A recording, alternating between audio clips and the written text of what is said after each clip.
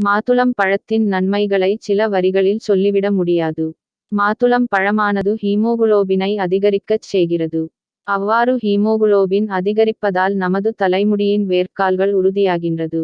மாதுளம் பழத்தில் உள்ள அதிக அளவிலான நார்ச் சத்துக்கள் உடலின் ஆரோக்கியம் மற்றும் ஜீரண மண்டலத்தின் ஆரோக்கியத்தை மேம்படுத்துகிறது. இதனால் தினமும் மாதுளம் பழத்தை நாமும் சாப்பிட்டு வரும் பொழுது மலச்சிக்கல் பிரச்சனை ஏற்படாமல் தடுக்க முடியும். மாதுளம் பழத்தில் உள்ள அதிக அளவிலான வைட்டமின்களானது முடியை பளபளப்பாகச் செய்கின்றது. மாதுளம் பழத்தில் உள்ள வைட்டமின்கள் காரணமாக இதனை கர்ப்பிணிப் பெண்களுக்கு மருத்துவர்கள் பரிந்துரைக்கின்றனர்.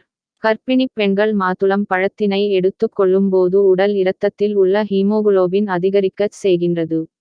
மாதுளம் பழமானது பெண்களின் கர்ப்பப்பை சம்பந்தப்பட்ட பிரச்சினைகளைச் சரி செய்கின்றது.